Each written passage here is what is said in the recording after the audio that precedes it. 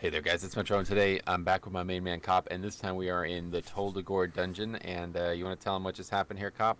Yeah, I had no idea how to get to Tol Dagor, and I had to just basically follow Metro on the map to find it. Yeah, so it's interesting, right? Because I didn't even think about this, but I'm glad we're making the video now on this because Tol Dagor is actually not on the map. Like if you're looking at whatever this zone is called, what's the name of the zone? Tiergard Sound. That's it, Guard Sound. If you're looking at Guard Sound, you don't see it, even though it's technically in Guard Sound. So what you have to do is you have to right click, and then you'll see a little island off on the right side here on the map when you're looking at the view of all three of the all the different zones in Altiris.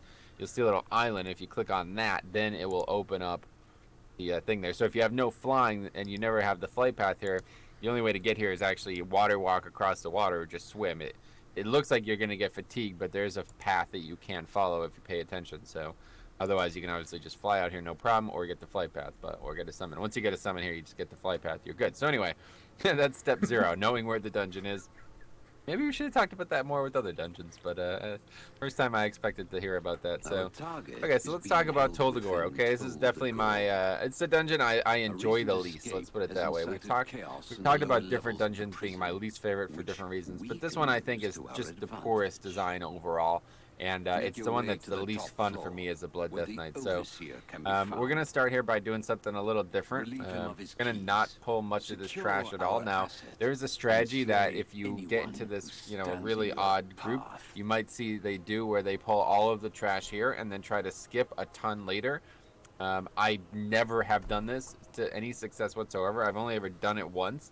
And it just seems like it's just a lot of work to skip the rest of the dungeon. So I wouldn't recommend it.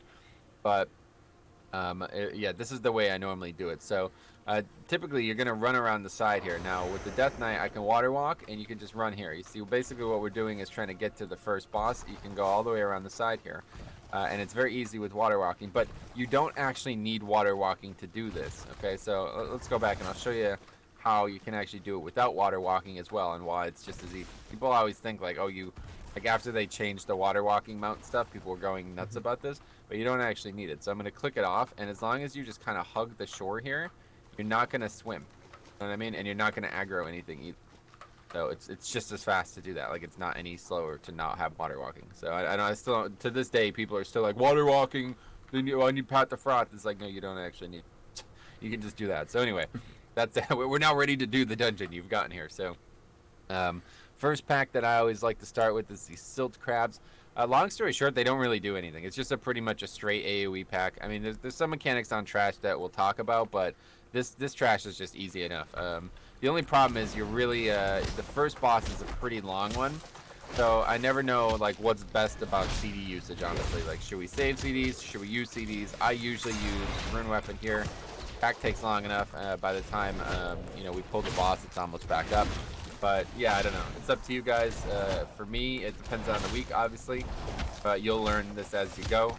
It's a pretty beefy pack. There's a lot of mobs, and obviously want to start the dungeon with CDs. But of course, you got the bosses in second pull. So another option here is to get a little bit extra trash, which at this point, I'm not sure if I'm going to say I recommend it or not, because in Season 3 with the emissaries, it does change count a lot in here.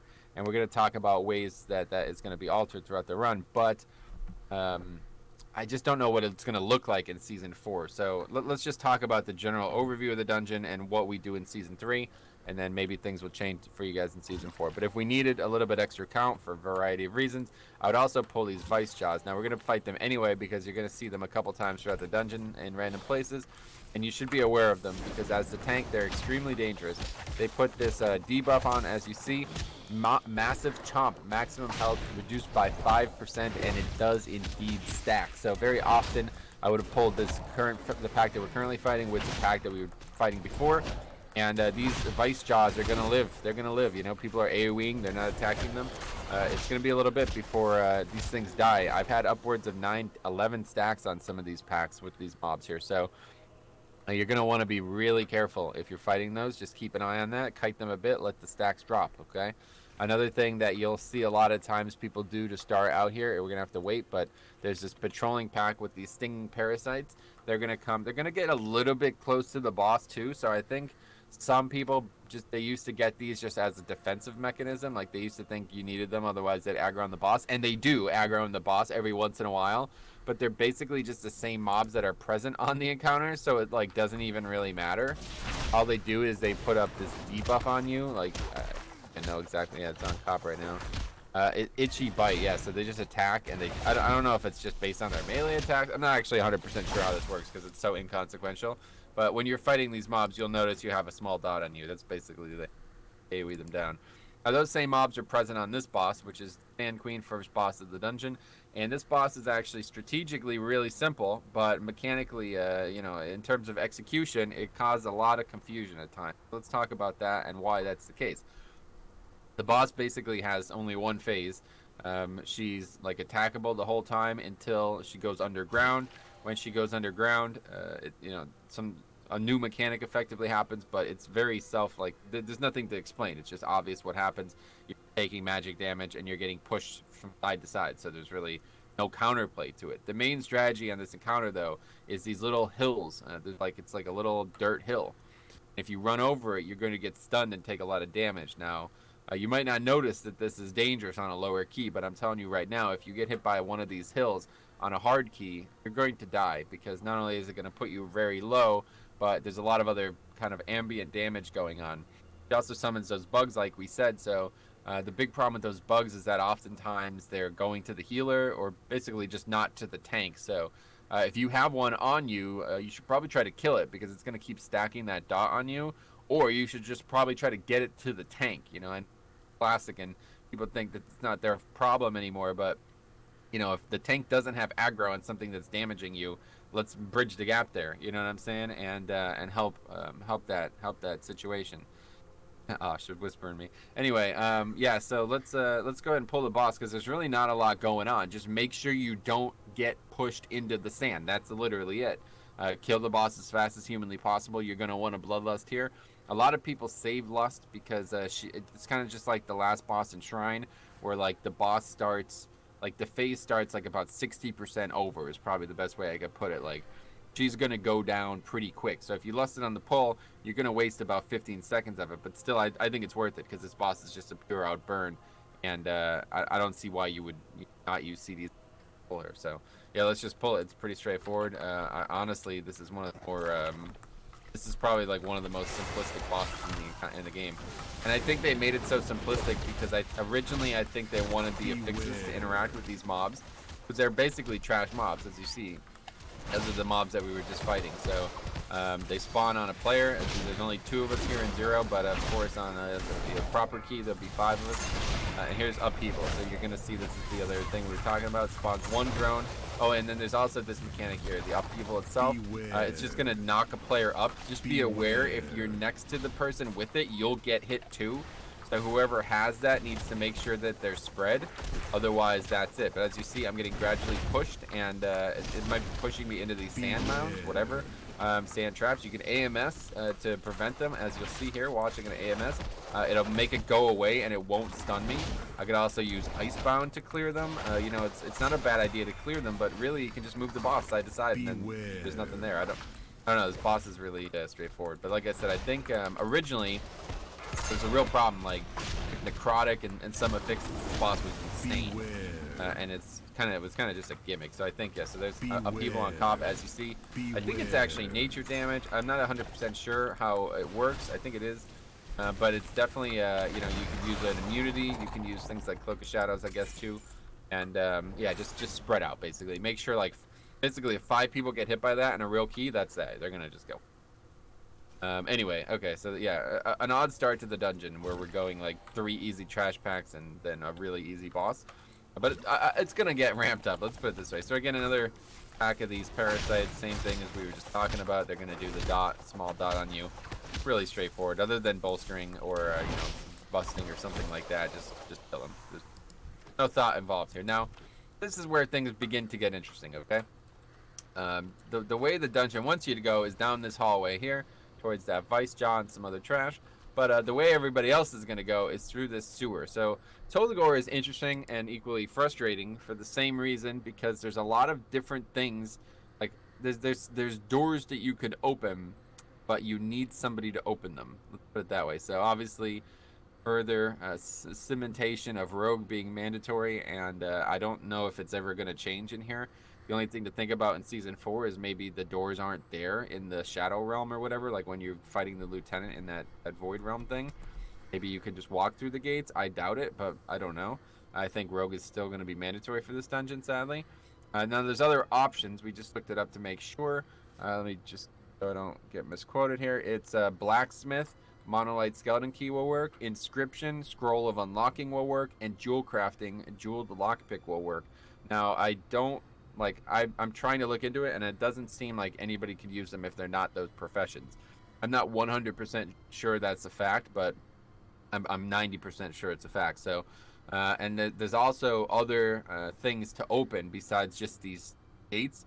But in order to open those, besides a rogue, you can do the same thing. Or there's also keys in the dungeon, which I don't actually know exist. I've never seen them because it's a Mythic Plus, so I don't know if they even exist.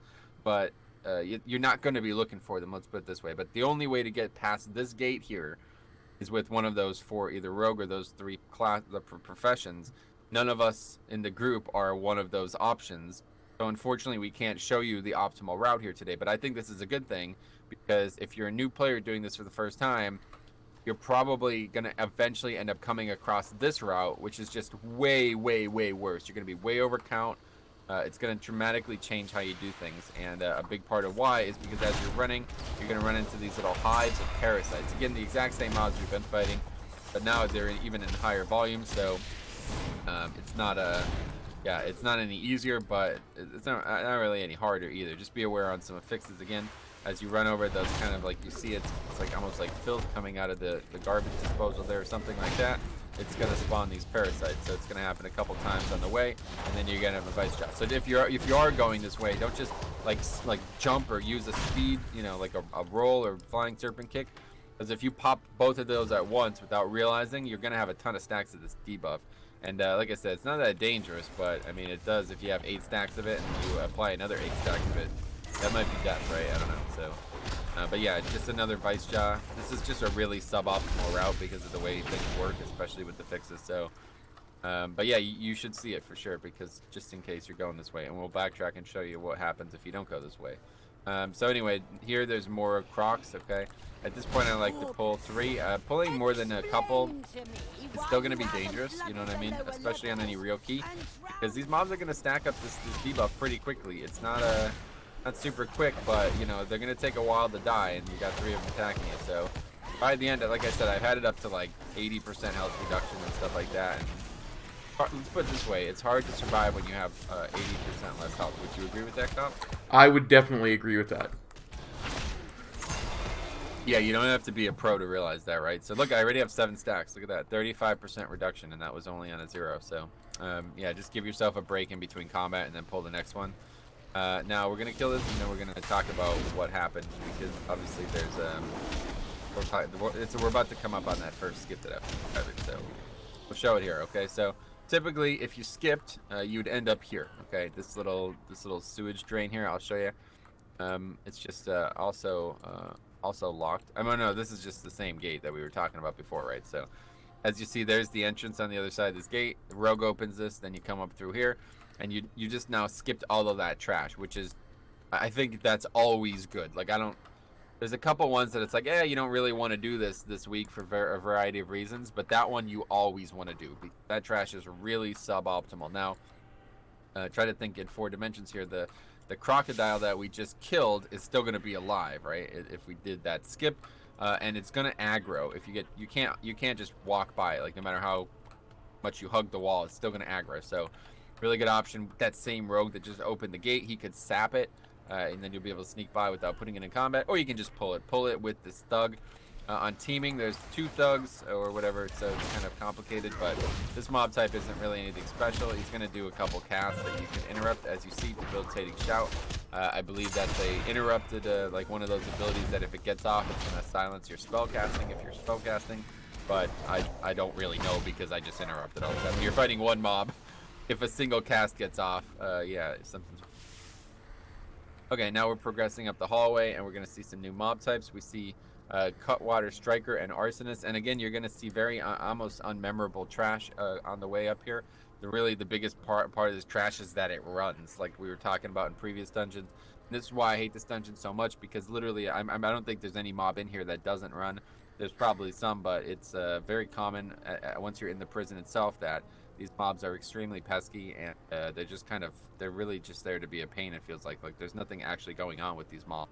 Literally, they just attack pretty much.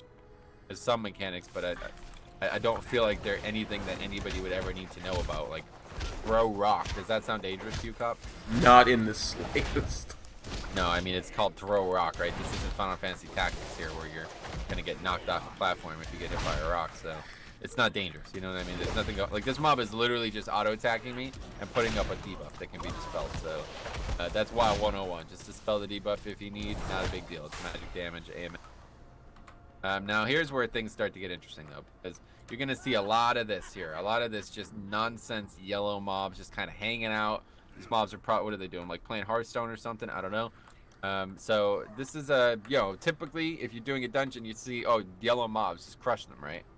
Well, again, if they're gonna interact with the fixes in a not optimal way, let's put it that way. So I always kill these one way or the other. There's gonna be a couple times where I want to make sure these are killed.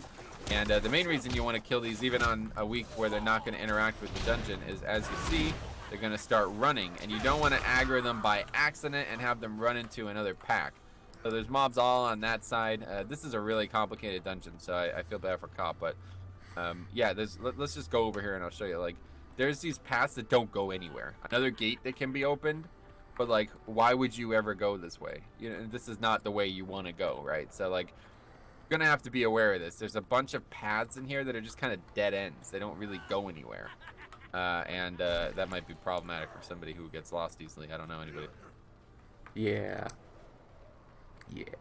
So anyway, what we want to do here is we want to skip that pack, the Irontide Thug and its rat looters. We want to skip it, and the best way to do that is hug the wall, kill these guys where they are currently, and then we would open this gate and skip through. But again, we're just kind of emulating that because we can't actually do it. But either way, this is what you want to do if you're going this direction. If you're not going this direction, then you're going to have to fight that pack. There's not any way around it, and you're obviously not going to fight this pack. But again, very, like, just mobs that do almost nothing. Like, they literally just stand here. It's almost like they're just here to run. Like, that's it. Like, they're just here to run into that pack. So now let's pull this stuff, because this pack is actually somewhat dangerous. Another thug like the mob we fought downstairs, so make sure you interrupt it. These rat looters, I mean, these things are pain. They have a debuff. They can be purged, magic, haste increased by 50%. Not the end of the world if they have a bunch of them, but they're going to hit relatively hard. And so, yeah, I don't know, man. This dungeon is absolutely, yeah, it's just running the dungeon. You know what I mean? Like, they're always going to run. So you got to be ready. You got to stun them. You got to slow them. You got to make sure that they don't run into other packs. So again, like, there would be typically you would have, you know, if you're going this way with a rogue, a lot of times you're going to pull this depending on what count looks like. Something else to keep in mind here is that there's actually hostages held here. There's NPCs that if you open their cages, they will buff you. Okay, so this is not a bad strategy at all. A lot of times people do open these cages, and they're on both sides of the dungeon. Like I said, there's apparently keys laying around places. I've literally never seen it. But I guess they're there. I really don't know. I feel bad because it's supposed to be comprehensive as it can be. But this should tell you that I ran this dungeon many, many times. And I did not know those keys were there. So I'm not really sure what you do without an actual rogue. But yeah, I think everybody just brings a rogue. So again, all of these people have buffs. You probably, let's see, have it up still, yeah. An undead hostage gives fortitude. A blood elf hostage gives intellect. An orc hostage gives battle shout. And a torrent hostage gives wisdom. Now, it's not just exactly as you think it might be. It's not the buffs that are currently in the game. An entirely separate buff that will stack as well. Increasing their stamina by 10% is the fortitude one from undead. Intellect is just intellect by 10% for blood elf. Orc is just strength and agility by 10%, and Tauren is 1% maximum health and mana per 10 seconds. That's actually the best one for sure. So yeah, if you got all of these buffs, you're significantly stronger. But you see there's some cages that don't have anybody in it, so obviously opening it is just trash that you don't want to fight. Here the Tauren is actually hidden by this pack, so I mean there's nothing really stopping us from pulling this pack and opening the gate. It's just, I don't know, for me I don't really feel like this is worth it. Not really. I know what they were going for here. If you guys ever did Court of Stars and Legion, it's basically the same mechanic. There's things that you can do with your professions to benefit your ability to do the dungeon, but it's completely worse. Like it's just way worse than it was in a previous expansion. Where in Court of Stars, you would literally like kill a mini boss as a blacksmith or a hunter. It was like insane. But this isn't that. Let's put it that way. It's a lot weaker. But yeah, if for some reason you really want these, like, this is a great time. This is a great key to get for, like, let's put it this way, like a really high fortified key. These buffs are gonna crush. Like, they're gonna be really good, and it's really good for a key that you're not necessarily worried about upgrading. Like, if all you're worried about is can I finish the dungeon, then obviously get the buffs, right? Like, that's just awesome. But if you're looking to upgrade the dungeon, I just don't think it's worth like going and opening all the. But anyway, we got a big pack of looters here. If we are going this way, just be aware there's other looters over there, which, you guessed it, they're going to try to run into. So yeah, just kill them. They do this, like, shadow step thing, like a rogue or something like that. It doesn't really do anything. I don't know. Again, really forgettable trash in this dungeon with just a lot of emphasis on pessiness. Like, really no mechanical awareness at all. Is neat trash, so there's not really even much. You're going to, like I said, you're going to fiddle more with, like, doors and you know, environmental stuff than any actual trash in this dungeon. At least the early half. It's gonna change. Let's put it that way. This whole dungeon's not gonna be like that. But here we see it the first time. Sea Speaker, very complicated mob type. Salt Blast itself does a ton of nature damage, as you see, fully interruptible. But this is the mechanic, Watery Dome. You see, I interrupted one, but we didn't interrupt the other one, and it still put 3 shields up. Absorbs 100,000 damage. That's on a 0, guys. It can be purged and obviously interrupted. So this is a really complicated mob type, and this is probably the first time where you're going to have to pay attention to it, because the tank's going to get crushed by the Salt Blast, but unless you have like super coordinated interrupts, you're really not going to be able to interrupt that. You're going to need to make sure somebody is sitting on those bubbles. If they get off, they are ridiculously bad. It's going to slow that pack down so much. So if you're a blood elf, this is your time to shine. If one gets off, make sure you AoE purge it. Otherwise, if you're demon hunter, etc., somebody with just a purge in general, you're gonna want to be using that. Definitely don't let them sit on there for sure. Like, and the cool thing is, mage can spell steal that. Back when Death Knight had its spell steal mechanic on the alpha, there, it was a pretty cool thing to take that as a tank. But it's just a massive absorb, obviously. So as a mage, you're definitely gonna want to spell steal that. It's worth it for sure. But otherwise, just get it off as fast as possible. Now, usually I would have combined that previous pack with this mob here, because again, inconsequential mob, and there's no reason to fight it solo. But yeah, you'll probably do that. A lot of times it'll aggro by accident anyway, so you might as well get it.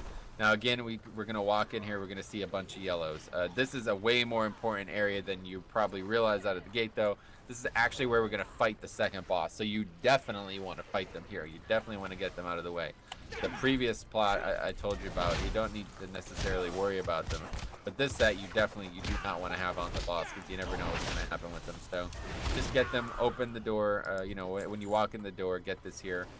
And yeah, let's move on. So again, another big pack here of Sea Speakers. 2 of them, and they're not going to be any easier to deal with than the previous set. Whenever you have 2 of them, you got to make sure you have coordinated interrupts on both mobs. You miss even a single shield, it is really bad. And there's cops with the leg sweep, so that was excellent. Stop it that way. It's a good option to rip and stun these mobs, because they cast them very, very often. So yeah, it seems like they have a pretty high likelihood that if you do interrupt them once, that's probably what you need. I'll just start casting the other ability instead. Oh yeah, the arsonist doing its best, running away impersonation. So now again, we're gonna see cages, and again, apparently it can be blocked or it can be open with these. I don't actually know. Like I said, let's not talk about that anymore. Talked about it to death. But anyway, however you want to open these cages, here's a decision that you have to make. The reason that there's 6 cages on this upper floor here is because they're actually part of the boss. Okay. Now, if you fight them before the boss, they're trash. They give count. They do mechanics, like they'll drop sanguine, they'll drop necrotic. You know, they'll well, obviously they do that no matter what. But anyway, they'll do a fixed mechanics. Okay, they do things. If you fight them with the boss, they do not. Okay, so somehow that's the case. I don't. That's some clever scripting, I guess, on Blizzard's end. But yeah, that's actually how it works. So yeah, if you want to fight them, like basically, if you pulled trash on the boss that just auto attacked, would that be a problem for you? Sometimes I think the answer is yes. I think on a tyrannical key, I want to get those out of the way. I think on a fortified key, just who cares? Let's just kill the boss as fast as possible. So that's usually the way I deal with it. But yeah, if you are going to clear these, you want to open these 2 cages first. Just be aware this 3rd cage is actually where a part of the boss's mechanic comes out. It's actually the boss's brother in the floor or whatever. So he's part of the encounter, but there's nothing in here now. So if we open this now, nothing happens. So if you're clearing them preemptively, it's just... And again, more yellows. You're going to need to make sure you clear these, at least these 2, because they'll aggro on the boss. And again, you might not want that, so just kill those. Another big swath of pesky mobs in that area.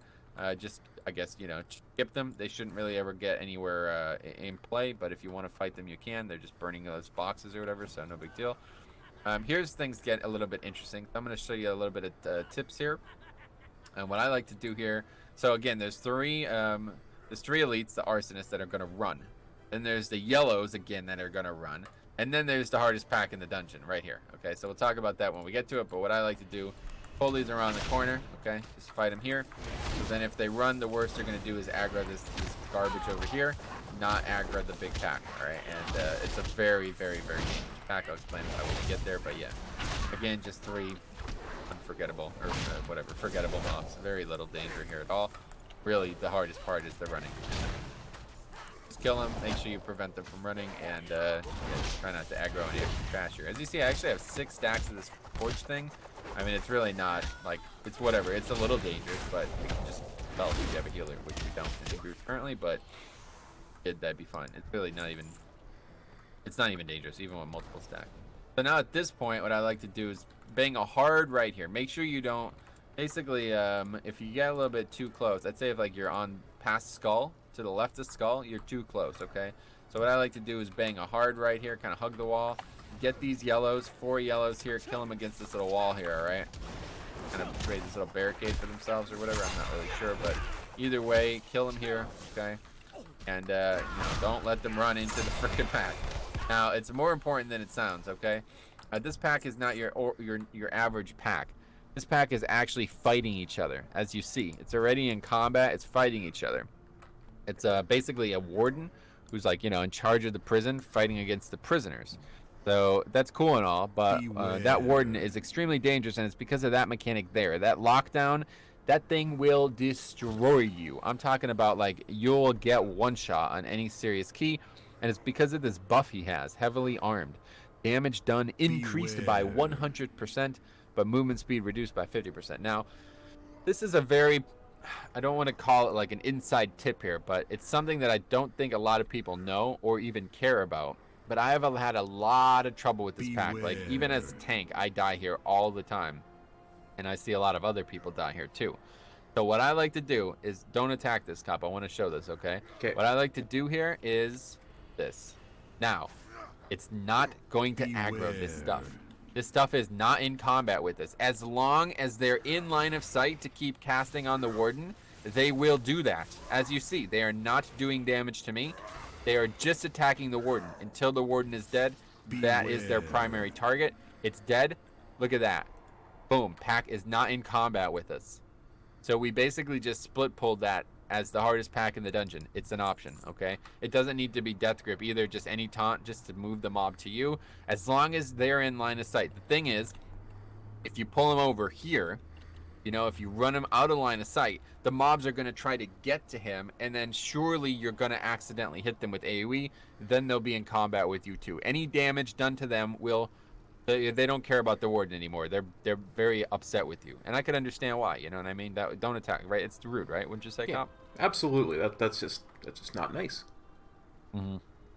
So yeah, keep that in mind. That's a very important thing, that if you're having trouble with this pack, and I'm telling you, this is like the hardest. This is one of the hardest packs in the game, because the two bubbles, like the bubble potential, the arsonist is almost always going to get pulled because of the running, and that warden there. If he's only at 20% health, but you'd be surprised how long it takes people to kill him. So he gets a lockdown off and it hits you, you could just move out of it. In case it wasn't clear, easily moved out of, but it's faster than it looks.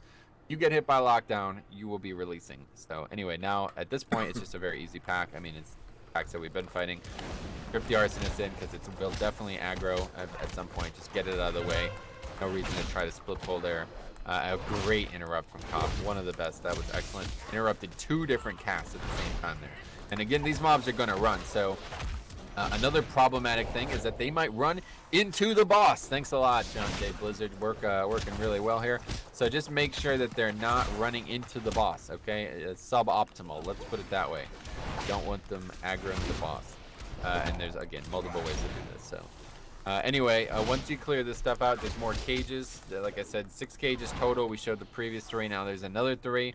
These 3 do have 3 mobs in them. I have no way of opening them here today, but one way or the other. Again, apparently somewhere, I don't know, but hey, you know what? It doesn't really matter. Just open it, and if you want to do that, you can. If not, you can fight them with the boss, depending on the key level. I would recommend different things. So let's talk about the boss. Another, frankly, really straightforward encounter, and I think it's kind of because of a bug. All right, so we'll talk about this really quick. The boss basically only has one mechanic. He tries to fear you, and then that gets complicated because after the fear, he tries to do a ton of damage to you, but it's line of sightable. So basically, you need to kick the fear, and then you just need to hide. You just need to line of sight him. Now, if you're sure you can survive, you can stand in it and not die to it, but you're going to get knocked back. So me as a blood DK, it's pretty easy. I just use Death's Advance and then I Death Strike, and that's that. It's like the mechanic didn't happen.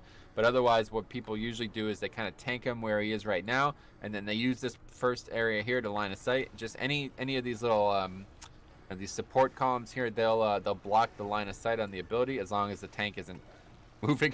Like, I've had it happen where the tank's like he's running the boss all around, and then you can't line of sight it because he's constantly moving the boss. But anyway, that's pretty much it. You literally, the boss itself is really easy, but the complicating factor here is that he halfway, about, I think it's at 60%, stuns everybody, and then he runs and opens up all the cages. So that's what I was talking about. He's going to open these cages. This trash is going to come out with it. He's going to open them one by one. Literally, he's going to do like pick lock, move, pick lock, move, pick lock. So it's going to take a while, and he's going to run around this whole U shape here. Okay, so again, he might aggro any trash that's still here. Just be careful you don't aggro it. Gonna open this one, then he's gonna open this one, and then when he gets to this one, he's gonna open it, and his brother Robert is gonna spawn. Okay, Robert Howless is gonna aggro, and now you have 2 bosses effectively. They both do effectively the same mechanics. Okay, so you now have 2 bosses, and that's supposed to be the hard part. The reason it's supposed to be hard is because Robert, he is going to like, you ever played League of Legends, he's gonna use Warwick's ultimate. I don't know if that's still even in the game, but anyway, he's gonna like attack you, like, and like pin you down, and he's just like ravage you basically. So that is the way it's meant to be dealt with is you're supposed to damage him enough that he'll stop it. You could interrupt it then, but for some reason you can just interrupt it. Like, you don't have to actually damage him to do it. You can literally just cast an interrupt on him and he'll stop. Now, I don't know if that's intended or not, but it's been that way since the very beginning of the expansion, so I don't think it's changing. So when you see Robert mauling, it's probably going to happen to Cop here. I can just interrupt it.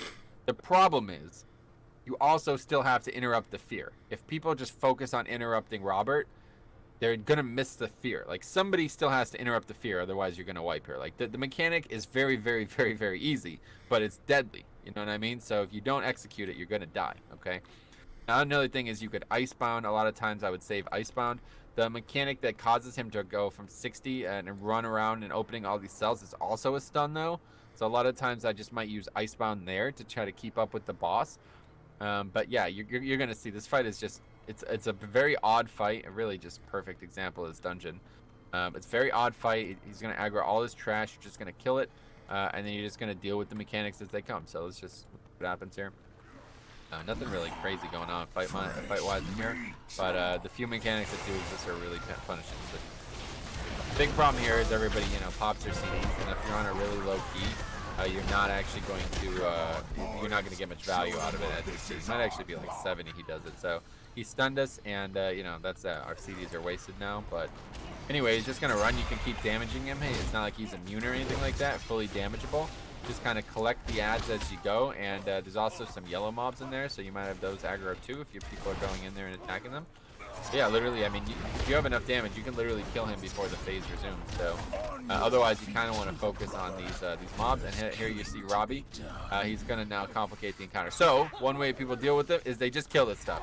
Don't even worry about what he's doing. Don't interrupt it. Just kill. Come here, cop. Kill Skull, okay? Yeah, literally just going to kill Robbie. It's not a problem at all. Okay, he stunned me. I can just Icebound out of that. But otherwise, you could interrupt it, like I said. This basically takes... just out of the fight, and the reason that you're not supposed to do this is because he's stacking this debuff that we're going to talk about. He's gonna stack this debuff, but this is how a lot of people do it on a hard key. They'll just kill Robert and then you know, any trash that's left, and that's kind of just fine. Like, it's just a good thing. So so now we basically just entered an intermission in the encounter, but he's gaining these stacks. Damage done increased by 10% per stack. Not ideal, but you can actually just would dispel it. You can purge it, okay? So it's spell stealable, etc. Like, you can just do that. So it's not going to cause any problems on this key, but if you're doing that for real, literally they just go away. So yeah, that's it. This fight is just odd. It's really very, very, very easy when you do it right, and when you do it wrong, it's just like impossible. So you can't mess those mechanics up. If you mess those mechanics up, you die. But as long as you know the strategy, it's that easy. So literally just follow him. If you need to separate Bobby from him, you can.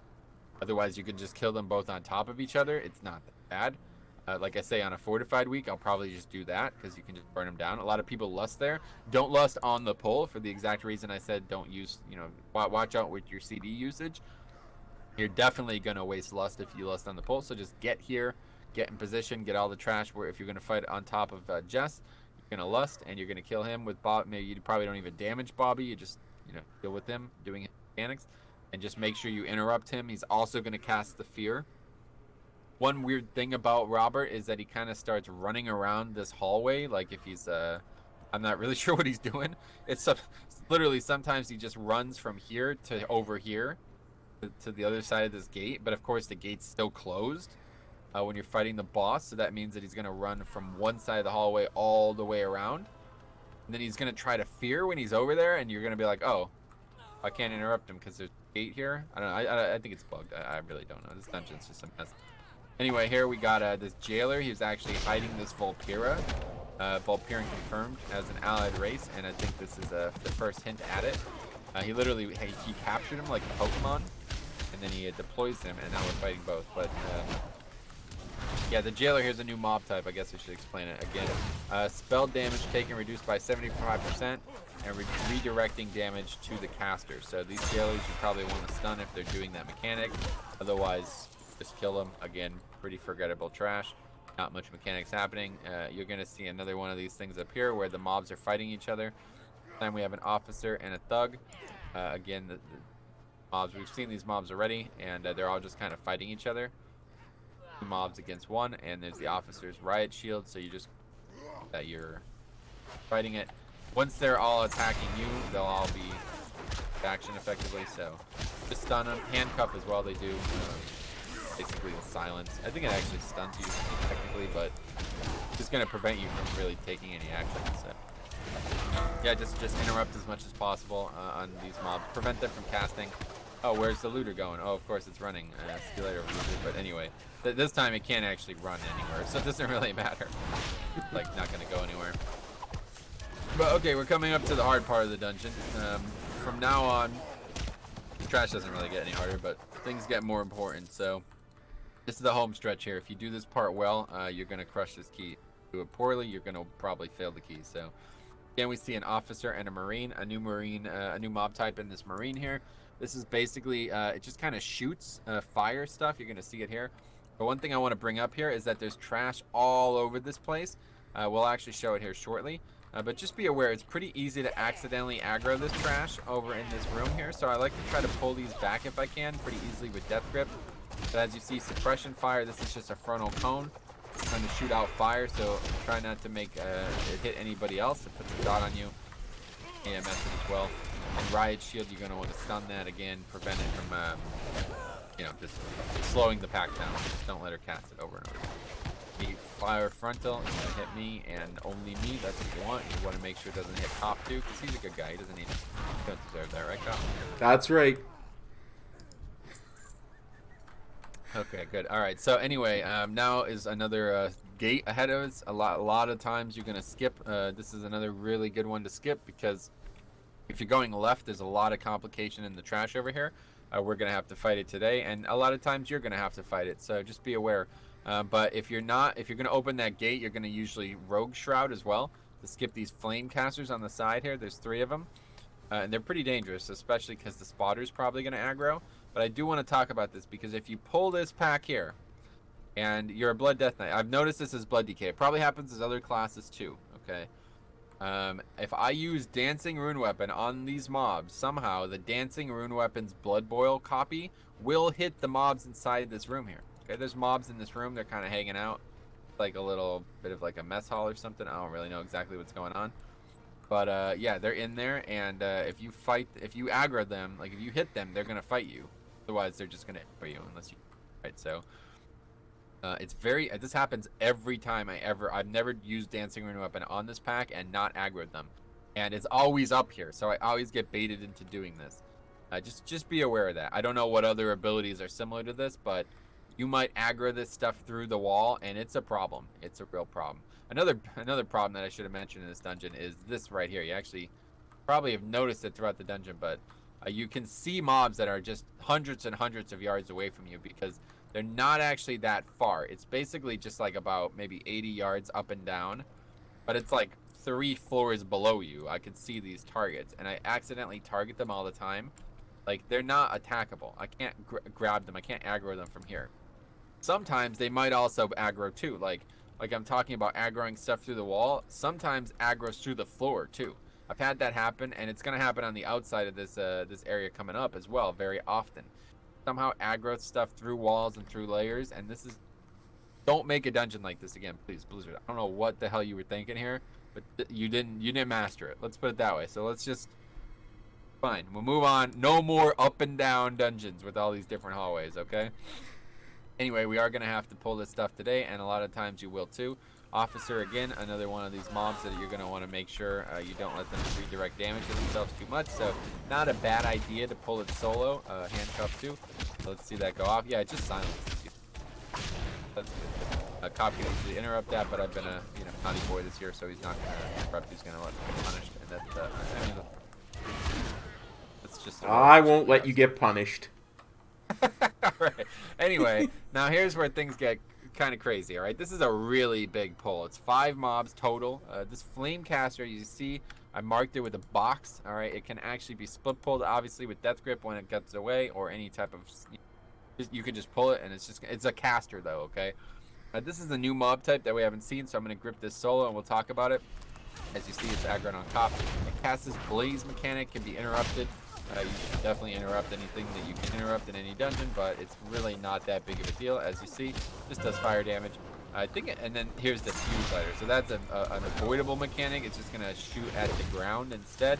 And the problem is when you're fighting multiple flame casters, it's really hard to avoid them all. So that's a real big issue. And yeah, we're gonna see multiple flame casters here. So if you're committing to this and you're like, you know you can do it, just pull it all here, get it together, and just go nuts, because this pack is way too... Like, you could skip it. Like, after we cleared that one pack, you can skip it, right? Like, I'll show you here. But if you're going this way, it's probably also because you need count. Now, something I should have explained there. This mob, it's just the same mob type that we've been fighting, but it put down this barrel, and it's going to ignite it. If it ignites it and you're standing in it, you take fire damage. Does that make sense, Cop? Oh, yeah. Okay. Yeah, so don't stand in circles that deal fire damage to you. But anyway, yeah, you can easily skip this. I mean, easily is an operative word, but yeah, just hug the wall here and just kind of go right by it. and you're good. So you can skip that pack. But this is another infamous one for aggroing through the wall here. And a lot of times right now in Season 3, you need count anyway. So what people usually do is they come and get it at the end. And a little bit of a trickery that I won't explain today because it's probably too complicated. But yeah, there's some things that you can do to get count at the end that make it a little bit easier. But either way, we're just going to skip it for now because, like I said, most times you're not going to go that way anyway. But if you are, just, pull it all together. It's not got any new mobs. It's the same stuff. Suppression fire, handcuff. I'm going to stun that, interrupt that, and, yeah, nothing special. Nothing to it, But this is where things start to get interesting here, okay? Now we are outside, and as you see to my right, there's this heavy cannon. All right, now this is actually a damaging, you could actually attack this mob if you really wanted to. In fact, in Season 2, a famous moment with reaping, you can kill the mob and it will reap, and then this freaking cannon is just sliding around as a ghost, punching you with its face, basically. You could mind control it as a DK, and that was probably my favorite moment in the video game. It's mind controlled this cannon. But anyway, yeah, you're not going to kill the cannon. Instead, what you're going to do is you're going to get in the cannon. So I'm going to get in it first just to show it on my video, and then I want you to do the same, Cop, but don't do anything when you get in. I'm going to get in here now and show you that you have an interface, and it's basically what you expect. It's a cannon, okay? Now, in previous seasons, the cannon used to have infinite usages, but now it has only 5 usages. It has 100 energy, and each shot uses 20. So you're only going to be able to shoot it 5 times. This is a real big thing in the old seasons. This dungeon used to be a complete joke because of this. You can literally just pull 90% of the dungeon up here and kill it with the cannons, just kind of like Iron Docks, if you remember that from the old days with those iron stars. But anyway, so yeah, I'm gonna go ahead and get out here, Cop. You hop in, take a look at it, what it looks like, show your your copy of the video, and you'll see that number 1 key is it shoots. So go ahead and shoot it at one of the the 2 mobs that are in front of us there. Boom, you see that? It does about 25% of the mob's health. That's going to be the same on a real key. But as you notice, the mobs are not very happy with Cop. Let's put it that way. It's going to do a lot of threat. So, yeah, typically I'm not going to really suggest a course of action here because there's a lot of different ways to do it. But one way or the other, you want to make use of these cannons the best you can. Now, there's a couple options, and, some of them are very aggressive. You can literally just pull all of it if you want and then kill them with the cannons. What I like to do is I like to shoot the backpack, and then as it's coming in, you'll get 3 hits on the backpack before it gets close to this front pack. And then you can kind of hit both of the packs together. That's an option. I mean, there's a lot of options, like I said. I'm not going to tell you how to do this. Whatever you feel the best about, do it. Just get in the freaking cannon and do it. One tip I'll give, if you're a rogue, you can use tricks on the tank and then get in the cannon and shoot the cannon. And that damage is going to get transferred to your tricks target. So that's actually really good because then the boss or the mobs aren't going to attack the cannon. But yeah, if you're in the cannon, and you're gonna die if the mobs get to you. They still attack you, even though you're in a vehicle. You're still taking damage from them. So if you don't kill them quick, or the tank doesn't get threat on them, and they get to you and they hit you, you're probably not gonna notice that your health is going down because you're in that vehicle interface. I've had a lot of people die in the cannon. But again, you only get 5 shots, so make the best usage out of them. This pack especially, I would definitely. If I'm going to make any recommendation, 3 mobs instead of 2 mobs is going to be more important.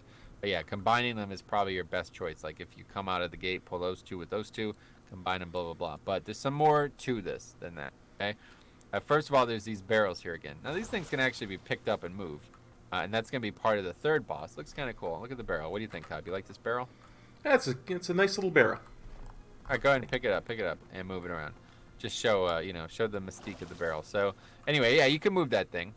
But it can also be exploded, all right? If the cannon hits it, it does the same thing like we talked about, all right? It's going to explode, big fire circle. You got to get out of it, all right? Very dangerous. And there's a couple of them throughout this hallway here. Again, it's going to be part of the 3rd boss. But that's one way that you could be negatively affected by the cannon. The other way is this here. I'll show you here. Okay. Cop, move. What are you doing? Don't stand. Oh, you gotta move. You're gonna die. Why are you dying? Look at that. Boom, look at that. I'm hitting the dude. I was way bigger than the bloody... Thanks for stopping by, Cop. How you die like that, man? Come on. Killed dude. Me. Yes, so you can do full friendly fire to each other with this cannon. I'll battle res you. You can do full friendly fire with this cannon, okay? It's, Gonna happen. Let's put it this way: if you're standing next to the mobs, you're gonna have those classy DPS out there who don't seem to get it, and they're gonna be firing it off without without much regard for your health. Let's put it that way. So happens all the freaking time. Like I'm talking about every single time I do this dungeon. Somebody gets hit by this.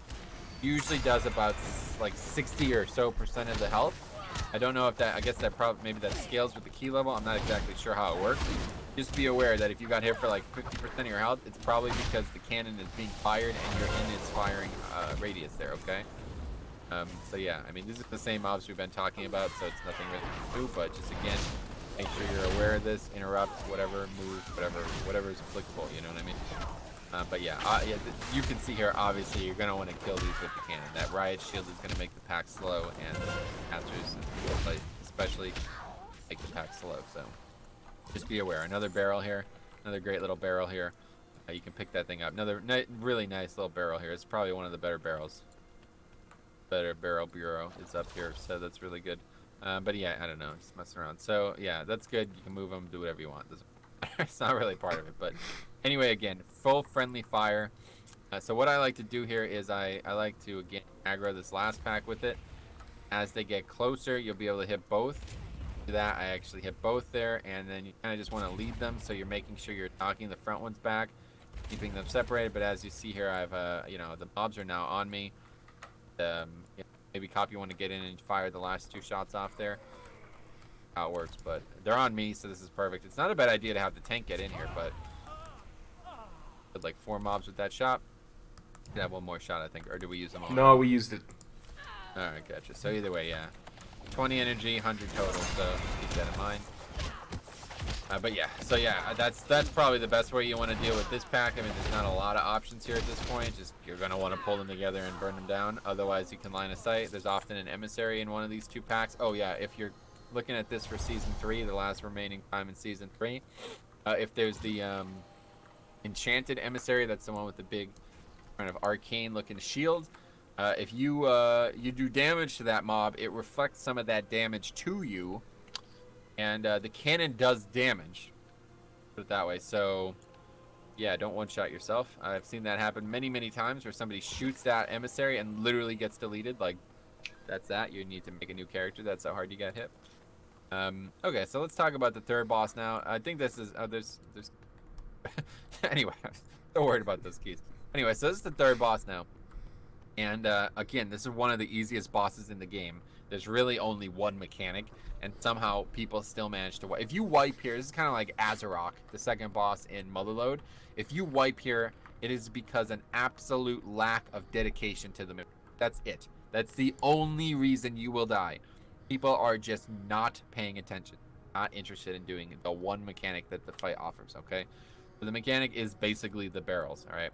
Again, these are the same barrels that we were talking about before, making little jokes about. They can be moved around, and you should want to do this. Let's put it this way. If you are going to do this fight and think you're never going to move barrels, and 5 people never move barrels, the fight's impossible. All right, that is the mechanic. Shoot these things.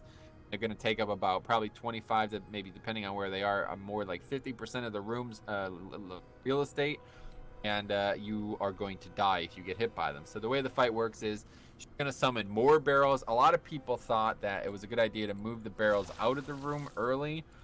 You can basically just move them out of the room before you fight the boss. But I'm 99% sure that doesn't actually do anything. I think she recalls them to their original location once you've done that. So I still see people do it. I have this Windwalker in my group right now who just did it, and I don't think it does anything. Let's see what happens. But anyway, we're gonna pull the boss here. I guess, yeah, maybe it does. I don't know. You can do it if you want, but I never do it. So. That's what she spawns 2 new ones immediately. That's the problem. So anyway, these fire patches are gonna hit these bombs. They're gonna have this purple thing around them. If their purple thing is on it when they take fire damage, it won't explode them. But as you see, there's 4. Look at that. That's not good. Suboptimal.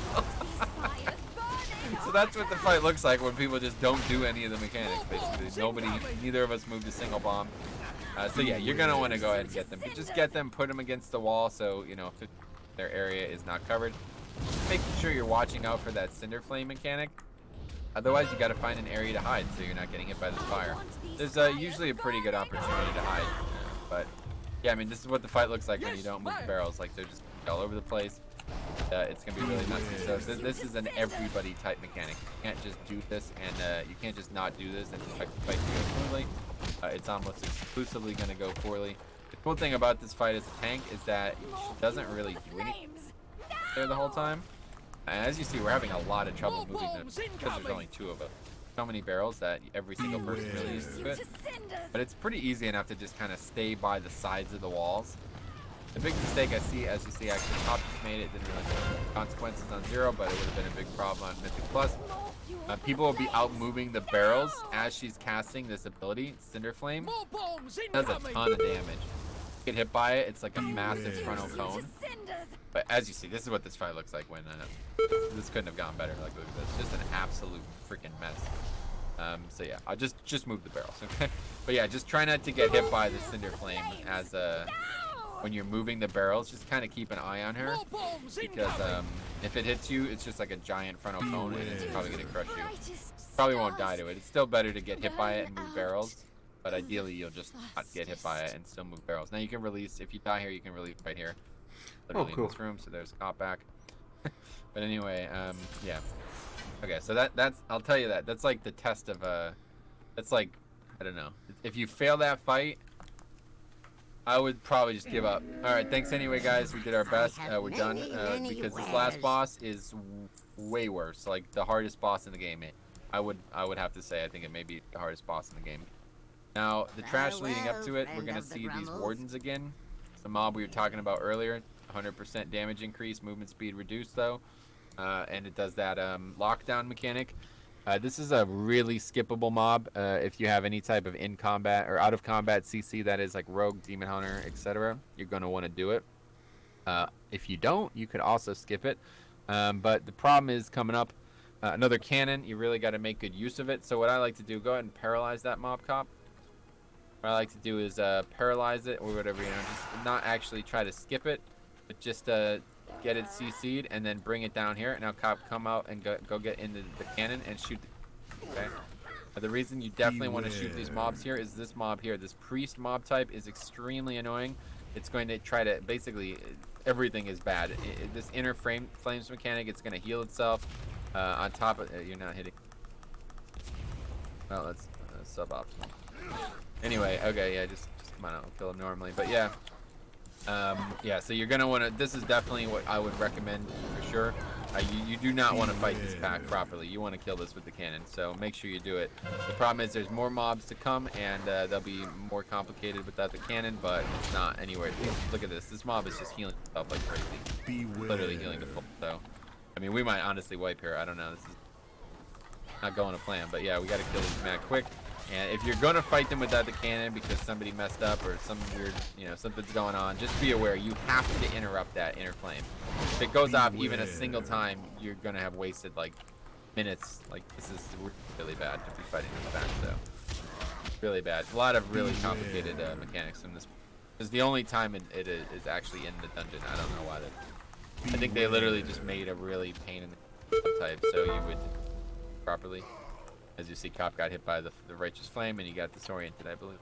Yes. Disoriented does fire damage, so not good. Okay, let's see. Do we have? Probably not. No, we're done. Okay, so anyway, the another option here is to do that same thing.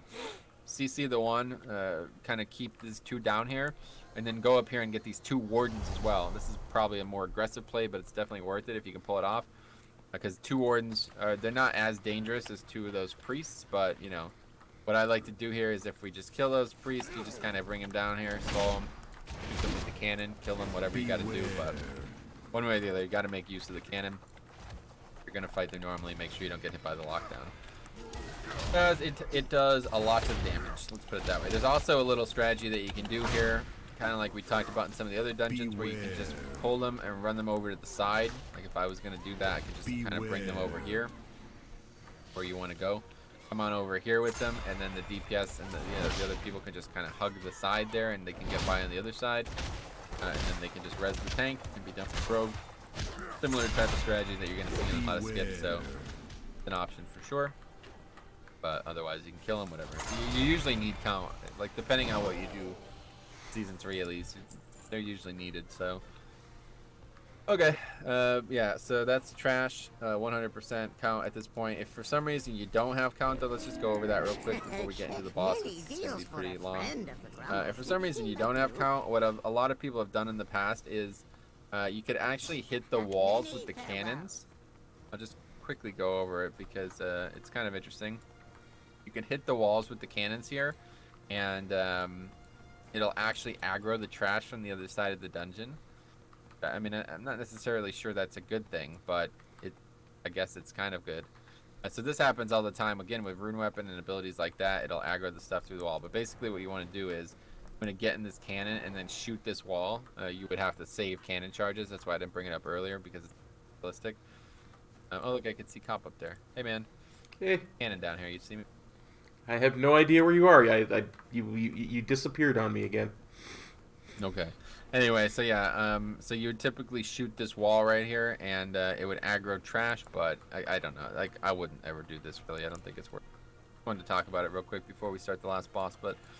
Sure. Okay, so this is the last boss. I'll wait till we get up there to discuss it fully, but this is definitely the hardest. I don't know. I think this is definitely the hardest boss in the game, and it's because not only are the mechanics very, very punishing, but they're very, very, very difficult to deal with. I think this boss needs to lose one mechanic. I don't. Any of them would be fine by me, but it's got too many mechanics for a 5-man, and it's way too. So, let's explain the encounter. The boss, first of all, you have this entire room to fight him in, but that's not realistic because of an ambient encounter mechanic that is these cannons here, okay? These cannons are going to periodically shoot, just randomly, without anybody in them or anything like that. They're just going to shoot, and they're going to point at a certain area of the room, and then they're going to cover basically in cannon fire, okay? So, you get hit by that cannon, you will die. That's just step 0, all right? Don't ever get hit by that cannon. And the way people circumvent that is by fighting Korgus against this door here, okay? Basically, the tank stands on the skull, and the boss is down at the base of the stairs like this. And then that area there, kind of in between those stairs right there, there cannot ever be cannon fire in that area. So it's a nice little thing to circumvent the cannons, but frankly, it makes the fight, like, it's part of why the fight's so difficult. So honestly, I guess if they just removed the cannons, maybe the fight would be easier. It probably wouldn't be any different, though. The reason this fight is so difficult is because there's just another ambient mechanic that just happens when you're fighting the boss that has really nothing to do with him. Whenever you move, for some freaking reason, he stacks up this thing on you that if you move too much, you get stunned every once in a while. So basically, you have an extra action bar and a bar on your screen, and if it fills up, you get stunned for a long time. Like, it's like 6 seconds or something. So I don't know. It's really like, well, okay, whatever. So the obviously the idea is don't move. But guess what? Every other mechanic in the freaking encounter makes you move. So the other main mechanic, it basically has got these 2 buffs. I'm not going to really go into them because you don't need to understand them, but they make his other mechanics do one other thing, basically, long story short. And one of them is knocking you back. So every time you get hit by one of these mechanics, you're going to get knocked back.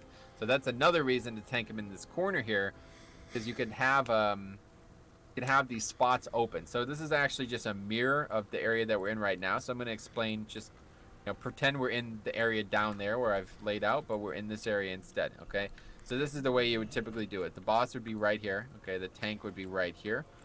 And the DPS, preferably you'll have, again, 2 melee, 1 range. The DPS would be like this here, okay? So if they get knocked back, they get stuck here. You see this, how I'm getting stuck here? You could also do it here. If the boss is like right in front of me, right where my D&D is, you could definitely attack from here and have your back against this wall. So technically, if you had to have 4 melee, you could do that. You could have 1 right here against this wall here, 1 right here against this wall, 1 right here against blah, blah, blah. Same thing mirrored, okay? And then the tank just against the door here. The problem is, he puts out this mechanic. It's basically like a red circle, long story short. And it's going to go on 3 out of 5 people every time. And it's going to put an absolutely nasty dot on you. Like, the damage it does is not small, but the dot is just as big. Like, it's a ton of damage. and it can stack. So if you get hit by somebody else's and you have it too, you now have 2 dots on you, and that is very, very bad. Let's put it that way. This is probably, if it's not the hardest boss in the game, it's definitely the hardest boss to heal in the game on any hard key, because this damage is it's unrelenting. It's absolutely crazy how often you're going to have to heal people for a large amount, and you're going to have to deal with it yourself as the healer. So it's going to pick 3 out of 5 people every time. And that means even if there's 1 death, it's almost always going to go on the healer. Really bad, because if it has the knockback component, it's going to interrupt you as well. So you can't even really plan, like, typically if you were healing a mechanic like this, you would just start a cast right before it went out to maximize the coverage. You can't do that because you're going to get interrupted. So this fight is just crazy. It really is. And then on top of that, he has another mechanic. He's going to shoot, I don't know how to put it. He basically, he's going to shoot a big blast at a single individual. That person is, going to get tracked. So if he moves, it's going to follow him. You can't avoid it as that person. And it just does a bunch of physical damage. Or maybe it's magic. I don't know. But either way, it does damage. And if you get hit by it, you get a stacking debuff that makes it take 100% more damage the next time you get hit by it. It's only from that mechanic, though, so it's not, bad to have that debuff. But if you get hit by it the first time and you get it a second time, you die. There's no surviving it. Even as a tank, I'll often die the second stack. So you can't take more than 1. So that implements this level of coordination that's needed on top of this insane healing requirement. But one way people do circumstances. The one way people get around it is what I should say is they use a demon hunter. Now this is something that maybe a lot of people don't know, but for some reason, when you use the ability Blade Dance on a Demon Hunter, it's this blanket AoE almost. Like you're doing AoE, but you're not actually targeting anybody. You're just kind of AoEing. And it actually generates an iframe. You know what an iframe is, Cop? Yeah, you use those to build houses. That's part of the truss, right? Oh my, okay, no. Jeez, no, not what I'm talking about at all. We're not building houses on this fight. Really, if anything, we're breaking them down. Okay. An iframe is what they call in a lot of other games an invincibility frame, okay? Oh, okay. A frame where you cannot take damage because your character is in some kind of, basically an animation. It happens most notably in the game Dark Souls. If you guys ever played Dark Souls, there's these animation loops that you can put your character in that you cannot physically take damage while it happens. And it's more obviously used in Dark Souls because of rolling. If you roll, you cannot take damage while you're rolling in certain... Anyway, don't worry about that. But it can happen in this game with a couple abilities, and that's the most noticeable one. If you use it as he shoots the ability, it's about a 1-second iframe, so it's pretty generous for a game like this. If you use it as he's shooting the ability, it will attack you and it will not do damage to you. It will not put the debuff up. It will not do anything. So this is another Demon Hunter mandatory pick, frankly. If you're going to do this on any hard key and you don't have a Demon Hunter, this is 10 times harder. Because then everybody needs to know who has the debuff and who can and can't soak. You're all spread out around that little crowded area. The camera's right over your head because the way this stupid tower is right there. The camera is just a pain. And people are not going to want to do this mechanic. That's just how it is. So, the tank, if you're going to do this mechanic properly without a Demon Hunter, the tank should definitely, basically you let the first stack go out no matter what. If the person only has 0 stacks, you let them get hit by it. There's no reason to soak it. Then if they have 2 stacks, the tank should step in. And if a second person has 2 stacks and the tank is going to get hit, you can survive it. It's a good idea to get, definitely between you maybe not surviving it or them definitely not surviving it, take the risk. Go ahead and get hit by it. I think it's magic, though. I think I've survived it with AMS. I'm not sure. But either way, if you have to take 2 as a tank, you're going to be the best candidate to do that. Otherwise, you're going to need to use immunities, like if you have Rat Pally or Mage or something like that. And in one with an immunity, immune their own. A lot of options, but if you have 1 stack of this and you get hit by a second one, you don't live. That's just it. So, really, really complicated mechanic when you don't have a Demon Hunter. Trivially easy when you do have a Demon Hunter. Definitely bring a Demon Hunter. And then there's still one more mechanic. Basically, he's gonna freaking like I don't even know how to describe this. He's gonna put like black. I guess he's gonna shoot in a bunch of directions at once. I guess is probably the best way to put it. There's gonna be these like big black lines that are indicating where he's shooting, and then these areas that are not covered in black lines, that's where you need to stand. If you stand in the black lines, you get shot by a gun, and I think Op, you'll attest that that's not good, right? Yeah, no, getting shot by the gun is generally death. Yeah, especially in real life, right? So, Yeah, yeah, move out of the gun. Let's put it that way. I just can't take this dungeon serious, man. It's so freaking difficult. So I don't know. Let's just go ahead and see it. You guys will see the mechanics. We're gonna get this fire circle mechanic on us every single time since there's only 2 of us. I don't think it can go too on us since there's only 2 of us, but we'll see what happens. So anyway, this is how I normally do it. Get him against the wall here, kind of position my camera so I can still see. Azurite rounds is one of the buffs I was talking about. Guns loaded with incendiary round. Don't really worry about it. Just happening. So explosive burst, as you see, he doesn't actually he doesn't have the knockback buff yet. So we're gonna do that. We're just gonna stand there. We're not gonna get knocked back. There's cross ignition. That's the mechanic I was just talking about with the black lines. Deadeye. There's the other mechanic I was talking about. It's on me. Again, he doesn't have the knockback, so I'm not going to get knocked back. Now he does. Azurite Realm Blast, gun loaded with heavy blast rounds. That's going to knock. Anytime you get hit by a mechanic, it's going to knock you back. So from now on, I'm going to get knocked back. I'm going to use AMS and Death's Advance to not get knocked back here, so I don't accidentally put the boss wrong. As you see, there's the cannon, but as long as nobody's in the wrong spot, that's easy to dodge. There's those black lines I was talking about. Make sure you don't get hit.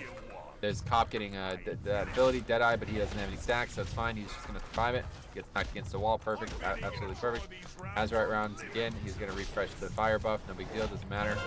Explosive burst again. You see how often this happens.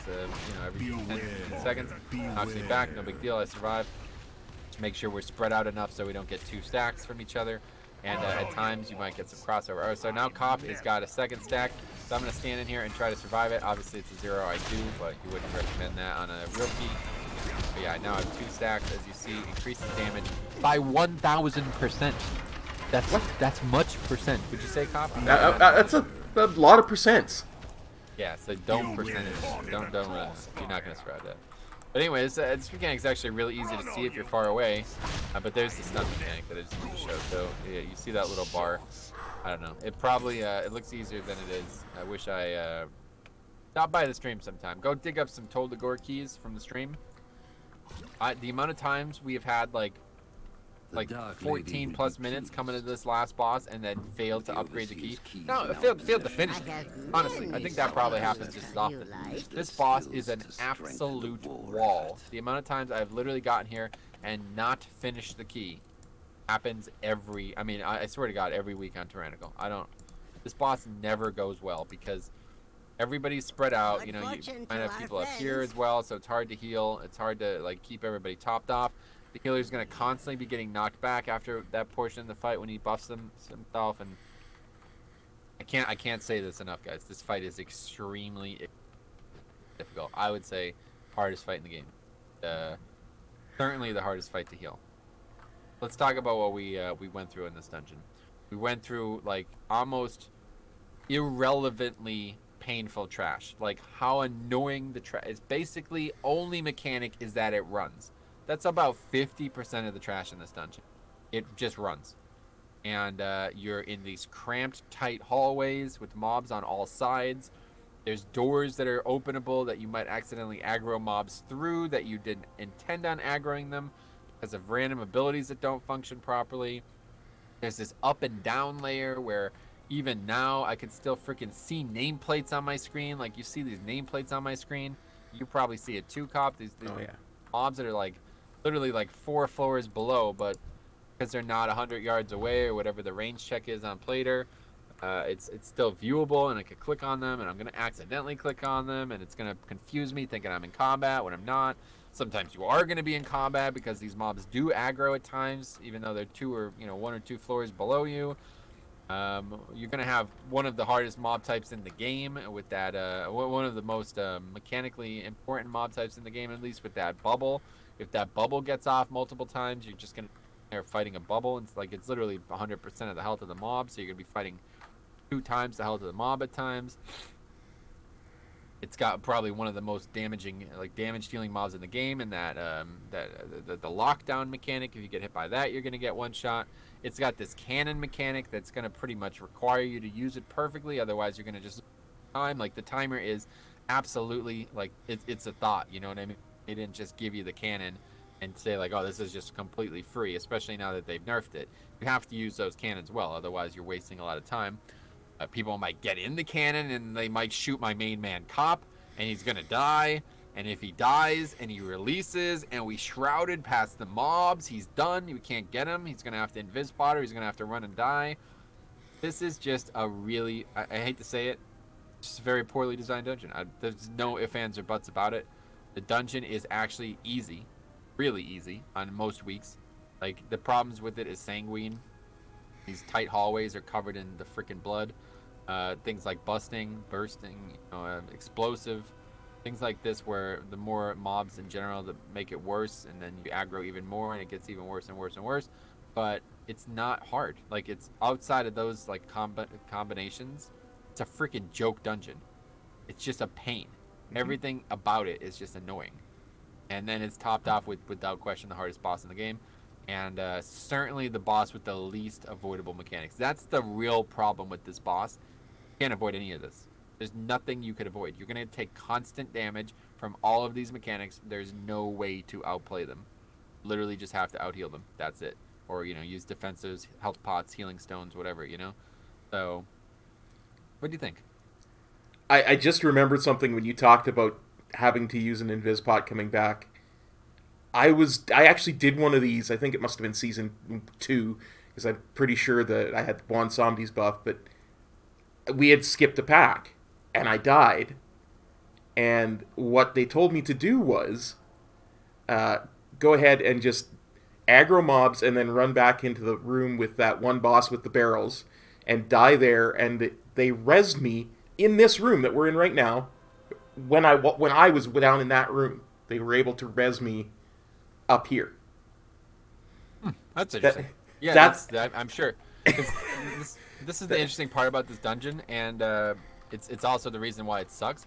But this is all just one. Like this is like up and down. It's like 40 yards, seriously. So if you look here, like come over here. See this floor down here with those 2 cannons and stuff? That's just where we started. Like look to your left, you could see the cannon. I just marked it with a skull. That's just where we started. You know what I mean? Yeah. So like if you're dead down there, I could literally just res you up here. It's only like 20 yards away. So it's very that's why busted. Yeah. That's why the dungeon's interesting, like design-wise, and I understand why they wanted to do it, because it's a very new. But you see again here, another one of these cannons. That's just where we were. You know what I mean? Mm-hmm. In fact, that's the first cannon.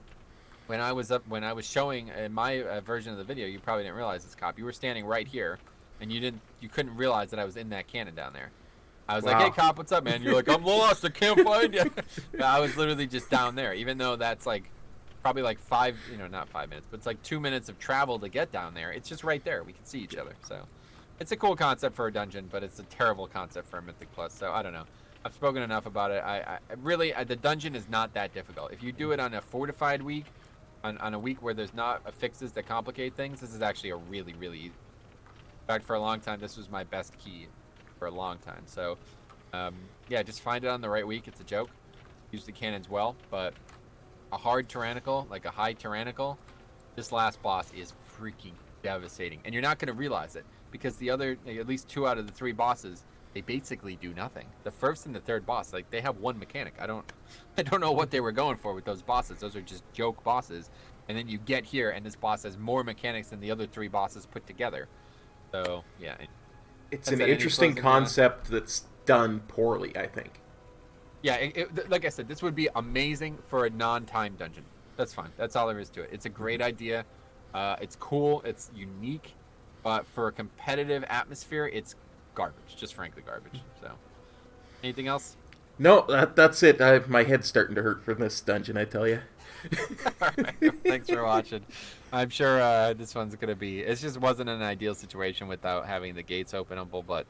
Yeah, hopefully you guys learned something. If you have any questions, please feel free to ask. I'll answer any questions. So thanks for watching. We'll see you guys in the next one. Peace. Cop out.